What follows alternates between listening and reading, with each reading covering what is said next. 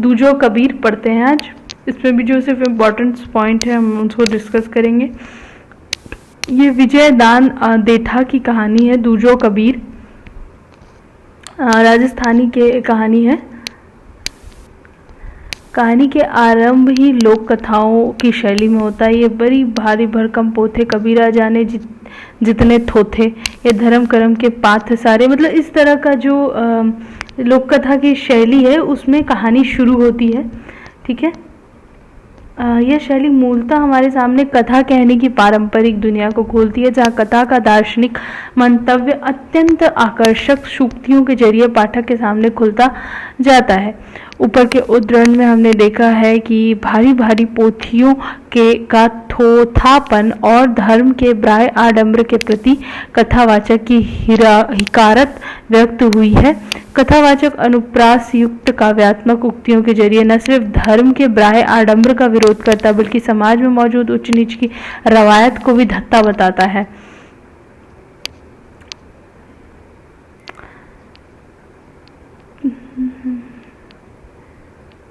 इसमें जो विजय दान देठा की कहानी के पात्रों का पाठक से परिचय कराते हैं।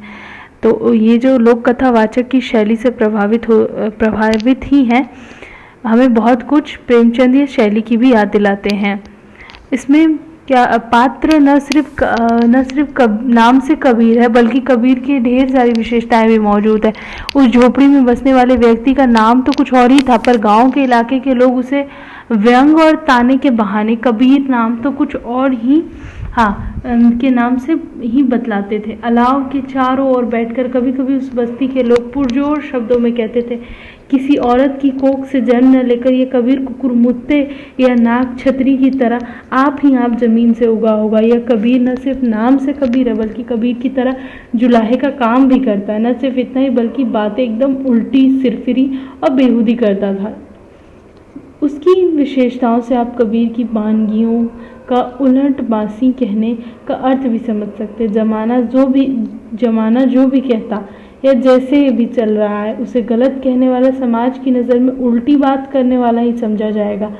बहरहाल कबीर के हाथ में हुनर बसा हुआ था।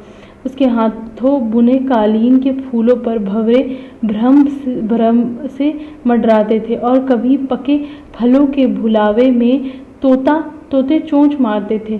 कहने का मतलब यह है कि उसकी कारीगरी वास्तविकता का भ्रम पैदा करती थी। कबीर की कारीगरी ऐसी थी कि उसकी प्रसिद्ध सुगंध की तरह गांव तक ही सीमित न रहकर जगह जगह फैली हुई थी। इसी मोड़ पर हमारा परिचय कहानी के दो और पात्रों से होता है और ये दो पात्र उस रियासत के मालिक अर्थात राजा और उनकी बेटी। इत्तेफाकन राजा और राजकुमारी कबीर के गांव के ही तालाब किनारे पड़ाव डालते हैं। यहाँ हमें लोक कथा के तत्व इस बात में दिखाई पड़ते हैं कि खबर मिलते ही समूचा गांव राजा और राजकुमारी के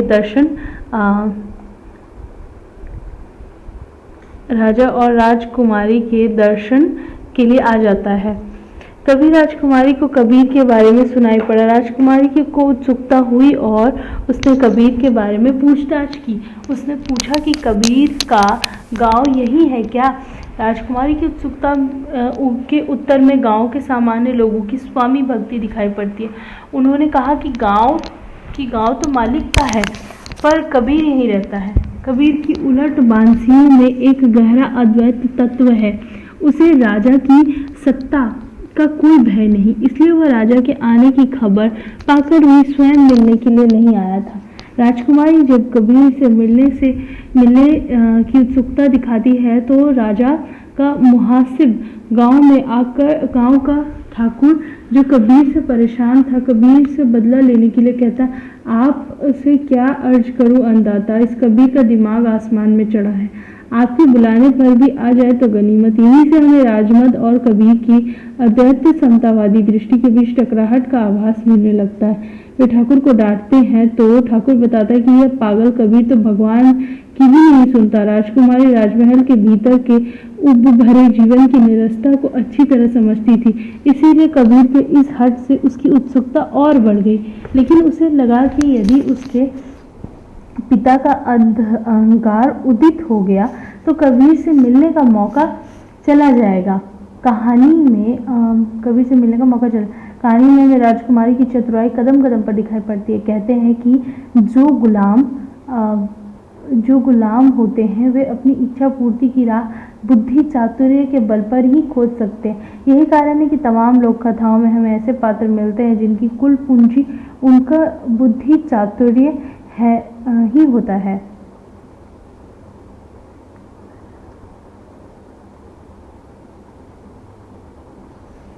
फिर जब केतुर राजकुमारी राजा से अपना काम निकलवाने के लिए यह कहती है कि आपके मुंह से ही तो मैंने सीख की यह बात सुनी है कि कलाकारों की आदतें कुछ सन की होती है, उनकी कद्र तो जानने वाला ही जानता है। बेहद कम पात्रों के जरिए लिखी हुई इस कहानी में मनोभाव का उतार चढ़ाव बहुत बड़ी भूमिका निभाता है। इससे हमें राजा कबीर, राजकुमारी और ठाकुर के बीच चलने वाली बातचीत को बहुत ध्यान से देखना चाहिए। राजकुमारी की बात सुनकर राजा का चढ़ता हुआ गुस्सा उतर गया। इस स्थिति को कहानीकार ने लोक जीवन के अद्भुत निरीक्षण से उत्पन्न एक उत्प्रेक्षा के जरिए दर्ज किया। उपंथे तूफान पर मानो ठंडे पानी का छींटा लगा हो। फिर क्या होता है कि राजा अपनी बेटी के साथ कबीर के यहाँ चलने को तैयार हो गया। उसे आश्चर्य हुआ कि ऐसा प्रसिद्ध कलाकार झोपड़ी में रहता है, लेकिन जब वह वहाँ पहुंचा तो उसने झोपड़ी देखी। वह असल में लोगों के बीच रहने वाले, उन्हीं के इस्तेमाल के लिए चीजें बनाने वाले शिल्पी की समृद्धि का सबूत थी। मडोनों से चित्रित आंगन, देवता खेले जैसे साफ सुथरा। वहां बैठकर कबीर करघे पर अपना काम कर रहा था। शोर सुनकर जब निगाह उठाई तो उसने देखा गांव के मालिक के साथ एक अजनबी प्रौढ़ आदमी, रेशमी अचकन, सोने का मुकुट, बाकी मूछें, कमर से लटकी सोने की मयान तलवार। इस तरह से वो देखता है कि उसकी बेटी और वो दोनों आते हैं और राजकुमारी पहली नजर में कबीर पर मुग्ध हो जाती है। उसे राजमहल में देखे सौंदर्य से एकदम उलट सुंदरता के दर्शन होते। तंबई रंग, और फिर उसका पूरा चित्रण करती है कि कैसे उसके काले भुजंग है, काली दाढ़ी है, और इसी वेशभूषा के कारण राजकुमारी को इंसान के रूप में पहली दफा असली इंसान नजर आया। कहानीकार संकेत से हमें यह बताता है कि राजा की झूठी आन बान और शान के सामने न झुकना ही असली इंसानियत है, और यह चीज राजकुमारी को मोह लेती है। उसे महल में अब तक इंसान नहीं, इंसानों के रूप में चलते फिरते पुतले मिला करते थे जो राजा के आदेश से ही चलते और रुकते थे। इनके विपरीत कबीर के रूप में उसे ऐसा इंसान मिला जो अपनी मर्जी का मालिक था। राजकुमारी से कबीर की होने वाली बातचीत में हम कला और सौंदर्य के कुछ संदर्भों को भी समझ सकते हैं। कलाकार को सामान्य से सामान्य चीज में भी सौंदर्य नजर आता है। राजकुमारी देखती कि कबीर ने कालीन पर लोमड़ी का बिल बना रखा है। उसे समझ नहीं आता कि इस बिल में क्या खूबसूरती है जिसके कारण कबीर ने कालीन पर उसे टांग दिया है। जब वह पूछती है तो कबीर कहता है कि कुदरत की हर वस्तु एक दूसरे से बढ़कर है, न कोई 19 न कोई 20। यहाँ बहुत सहजता पूर्वक विजयदान देह था कला के संबंध में प्लेटो की धारणा की लोक व्याख्या प्रस्तुत कर रहे हैं। प्लेटो का कहना था कि कला ईश्वर की बनाई हुई प्रकृति का अनुकरण है। कबीर भी कुदरत की बनाई हुई हर एक चीज में खूबसूरती देखता है। कलाकार के पर्यवेक्षण और उसके सृजन की प्रक्रिया को मानो स्पष्ट करते कबीर कहता है, देखने में चूक होती है तभी तो हाथ चूकते हैं। किसी वस्तु को देखते समय मेरी आंखें हाथ बन जाती है और करघे पर बैठते ही मेरे हाथ आंखें बन जाते हैं। प्रकृति का सौंदर्य कलाकार अपनी सभी इंद्रियों से एकत्र भाव से अनुभव करता है और उसका सृजन करते हुए उसकी सभी इंद्रियां एकाग्र होकर उसका साथ देती हैं। राजकुमारी को असली इंसान देखकर अपार खुशी हुई, लेकिन राजा तो अपनी छवि का ही कैदी बना हुआ था। उसे कलाकार के सम्मान के लिए एक ही बात सूझी, वह मुंह मांगी कीमत पर कबीर की बनाई हुई चीजें खरीद ले। कबीर अपनी बनाई हुई चीजें मुफ्त देने को तो तैयार है लेकिन बेचने को तैयार नहीं। वह कहता है और उसको बोलता है कि आप सिर्फ वो किसी जरूरतमंद को अपनी चीजें देता है जिसको इसकी सख्त जरूरत हो, ना कि पैसे से। कबीर के इस कथन में हम बाजार की शक्तियों का प्रतिरोध पढ़ सकते हैं। राजा सोचता है कि शायद कबीर को उचित दाम नहीं मिल रहा, इसलिए अपने कालीन नहीं बेचता, किंतु कबीर तो सैद्धांतिक तौर पर खरीद बिक्री के खिलाफ है। कबीर के हित हट से राजसत्ता का मत टकराता है और राजा कबीर की बनाई हुई चीजों को नष्ट करने का आदेश अपने सिपाहियों को दे देता। राजकुमारी को इस बात से बेहद दुख होता है। वह किसी तरह से कबीर की जान बचाने की चिंता करने लगती है। राजा अपने सिपाहियों को कबीर को भी मारने का जब आदेश देता है तो राजकुमारी विरोध में खड़ी हो जाती है और कहती, आप तो कला के ऊंचे पारखी हैं, अच्छी कीमत अदा की। कबीर का हट राजकुमारी को भी अपने पक्ष में कर लेता है। यहाँ हम लोकमानस में बसी हुई एक आशा की अभिव्यक्ति देख सकते हैं। जब राजकुमारी आपत्ति प्रकट करती है तो राजा उसे नौलखा हाथ देना चाहता है, किंतु कबीर राजा के इस अहंकार को मानो दूध में मिलाते हुए कहता है, इंसान में इंसानियत रहने पर पीछे फकत मलमूत्र, खून, हड्डियां और खाल बचती है। तलवार की ताकत के बिना न दौलत बढ़ती है न सत्ता। लेकिन वह राजा को बता देता है कि तलवार और सिंहासन के आतंक से मौत नहीं डरती। कबीर की सच्चाई के सामने राजा का समूचा अहंकार पानी हो जाता है। अत्यंत मासूमियत से कबीर से पूछता है, यह नौकुंटी राज्य का सिंहासन या अखूट खजाना, यह विशाल फौज, ये चमचमाती तलवारें और ये हाथी घोड़े तक क्या इसी मरी मौत से मेरी रक्षा नहीं कर सकते? क्या नाचीज रियाया की तरह मुझे भी? उससे सवाल पूछता है। वो अपने मृत्यु को लेकर भय में होता है कि क्या मृत्यु को किसी तरह टाला नहीं जा सकता है। तो कबीर उनको जवाब देते हैं, बोलते हैं कि नहीं, मृत्यु एक ऐसा सत्य है जो कोई इससे बच नहीं सकता है। लेकिन राजकुमारी जो होती है वो दिल में उसकी आग लगी हुई थी कि क्योंकि उसको कबीर के रूप में एक पहली बार सच्चा इंसान मिला था। वो रात में चुपचाप खेमे से बाहर निकल कर आया और हथेली पर दीपक लेकर कबीर की सहायता करने लगी। कबीर की साधना से राजकुमारी भी प्रभावित हो गई। पूछने पर उसने कहा, सारी रात आपकी देखा देखी आंखों को पोर और पोरों को आंखें बनाने का काम सीखती रही। सुबह होते ही राजा अपनी बेटी को ढूंढते हुए कबीर की झोपड़ी में आया। कबीर को अपनी पुत्री भेंट के रूप में दान देने की पेशकश की। कबीर फिर भी अड़ा रहा और बोला, ऐसी भेंट का तो सपना ही बुरा, मैं तो शादी ब्याह के लफड़े में ही नहीं पड़ना चाहता, और इस लफड़े के साथ राज्य का दहेज क्या मुझे आप इतना अबुझ समझते हैं? आपके वमन को मैं प्रसाद की तरह ग्रहण करूंगा। सुनते हैं राजा को प्रचंड क्रोध आया और उसने कबीर को जान से मारने का आदेश दे दिया। लेकिन तुरंत उसे अपनी बेटी की पसंद की भी याद आई, इसलिए उसने अपना आदेश वापस ले लिया।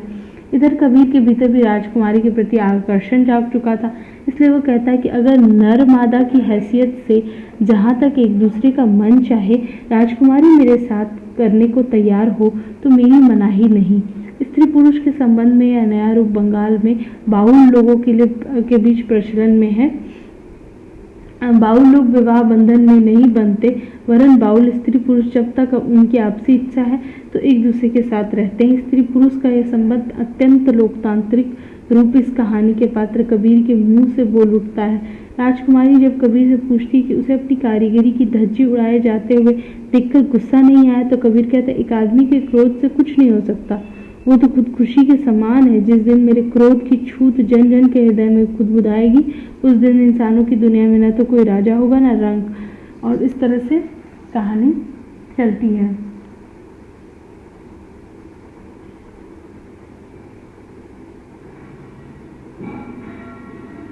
ये कहानी हमारे सामने बराबरी पर आधारित एक मानव समाज की कल्पना तो रखती ही है, स्त्री पुरुष संबंध में भी दोनों की बराबरी और आपसी सहमति का मानदंड भी प्रस्तुत करती है।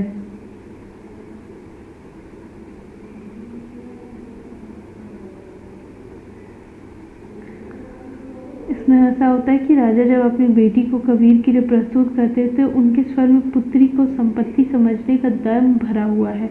वे कहते हैं, मैं तुझे ऐसी चीज भेंट करने के लिए आया हूँ जिसका सपना भी तेरे लिए नामुमकिन है। पुत्री को भेंट और चीज समझना ही राजा की पितृसत्तात्मक मान्यता को स्पष्ट करते अपनी इसी सोच की पुष्टि करते हुए फिर कहते हैं जो कि मतलब मेरी अपनी बेटी को स्वीकार करने की बात कहते हैं।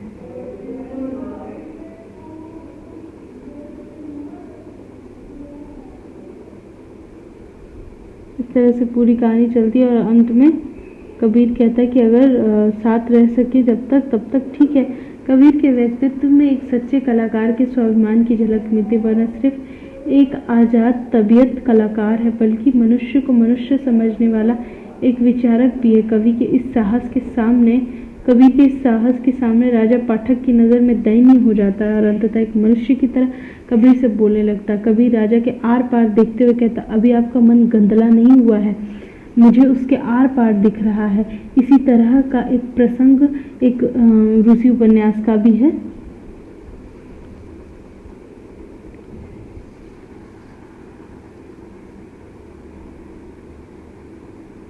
इस तरह विजयदान देथा की यह कहानी राजा के माध्यम से राजसत्ता और कबीर के माध्यम से एक सामान्य मनुष्य के मूल्यों की टकराहट हमारे सामने पेश करती है और बातचीत के जरिए ये चीज़ आगे बढ़ती है। अब आगे दूसरा पार्ट का पढ़ेंगे, टोबा टेक सिंह।